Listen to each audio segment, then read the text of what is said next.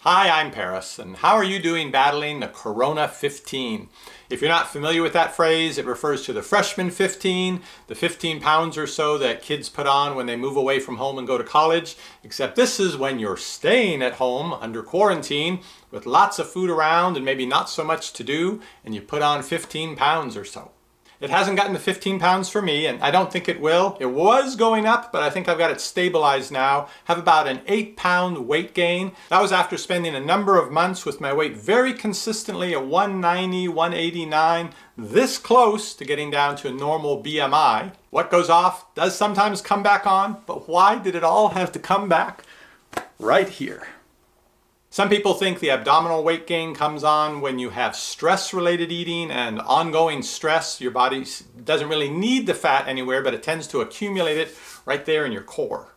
But I can't blame all this over the quarantine situation because my weight gain actually started back in February. Let me show you a graph of what my weight has done over the past few months. You can see right about the second weekend in February, started to go up pretty quickly. Well, that was Valentine's weekend. My wife and I went out of town. That is the weekend I reintroduced alcohol to my diet. And since we were out traveling, didn't have the foods I usually eat at home, my sweet potato and other foods that I very carefully choose to eat very healthy without much processing. We were eating at restaurants every meal, and so at the end of that weekend, my weight went up about 4 pounds. Now, I still tried to eat as healthy as I could while we were eating out. I picked the vegetarian options and didn't have sodas or sweet teas, anything with lots of sugar, so I did my best, and I don't think I had an extra 14,000 calories that I ingested over that weekend. What I do think happened is at the restaurant, they use a fair amount of oil cooking the food. It does make it taste very good, and I don't use any oil when I'm cooking for myself at home. So I think having all that fat coming in changed the signaling in my body. Instead of let's use this for energy right now, it was let's pack this away as fat so we'll have it for later on. Starting up drinking alcohol again, even though it was just a few White Claws, may have also affected my microbiome. I'm wondering if maybe when you drink alcohol, it doesn't just kill off a number of your bacteria that you're trying to grow to have a healthful microbiome. They do use alcohol as disinfectant. But I think it was more the extra fat that I was eating, and that's confirmed by this book that I've recently finished called Mastering Diabetes. I don't have diabetes, I was pre-diabetic, but as my weight has been going up week after week, I wanted to sort of get a refresher of all the things I learned in the previous books I'd read, and also maybe there was something new. This book came out just this year in 2020, so I thought maybe there's some new research, some new thinking that I can apply to my situation to keep my weight from going much higher. And one of the basic tenets of mastering diabetes is that it's the fat you're eating that influences your glucose uptake, your insulin levels, and then the side effects of that are weight gain and other health problems. I'll be reviewing this book in a separate video, but if you'd like to find out more about it, there's a link to it down below this video. I had this upward trend that had started, and I thought, oh my gosh, I broke myself this weekend. My body had been on this really nice stasis at a almost healthful level, and now it started going up. So as I assumed it would stop, but it didn't, another half pound, another pound, and it kept going up. That's when I got the book Mastering Diabetes. I decided to go back and review everything that I was doing because I'd gotten a little lazy about things. I was no longer tracking my food and going through and interacting with my fitness tracker, giving me advice and telling it what I've been doing each day. So I sort of put all that on hold, and as that was happening, all the quarantine and the stress of all this situation started to come in too. And adding in, day out stress, that can definitely affect your weight, both in terms of changes it makes internally in your body,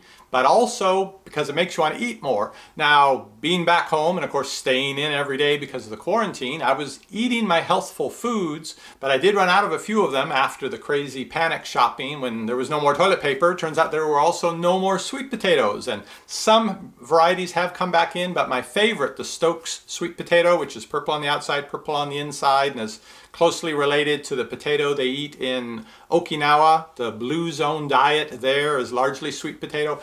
That just hasn't come back in stock. So I've had to make do with what I could find in the supermarket, and maybe that did make a little bit of difference, but mostly I think it was other foods like soups and other prepared foods that I still would have even when my weight was nice and consistently at 190, 189.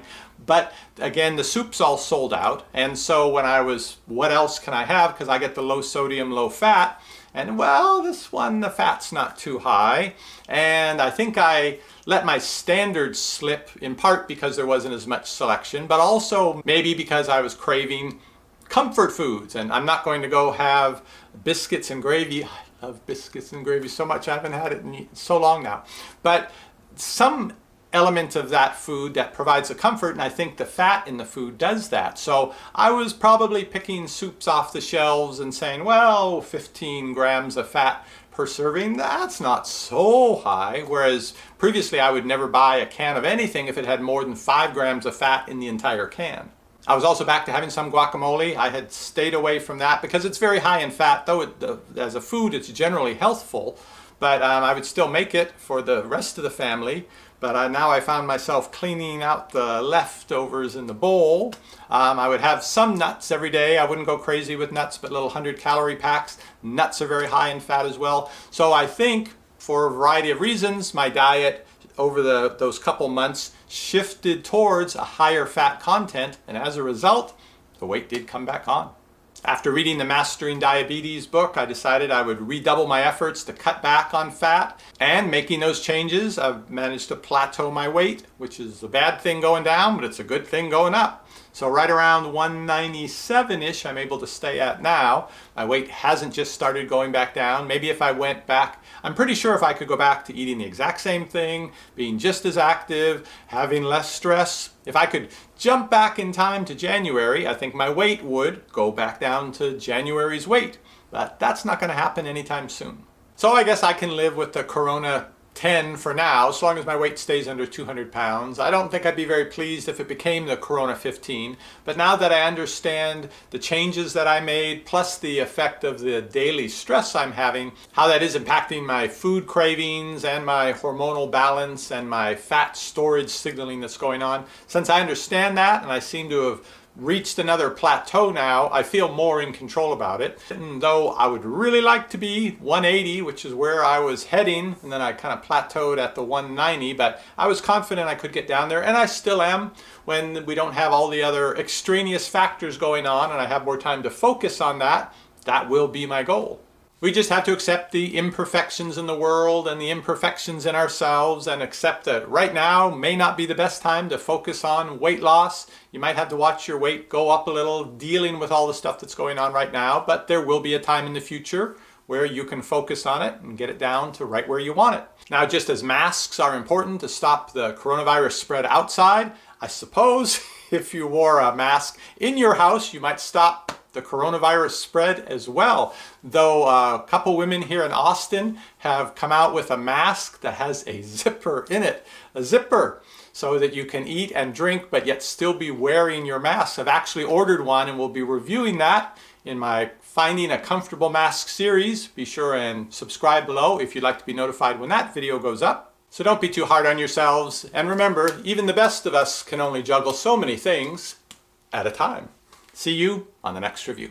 So don't be too hard on yourself, and remember that even the best of us. So don't be too hard on yourselves, and remember that even the best of us can only juggle so many things at a time.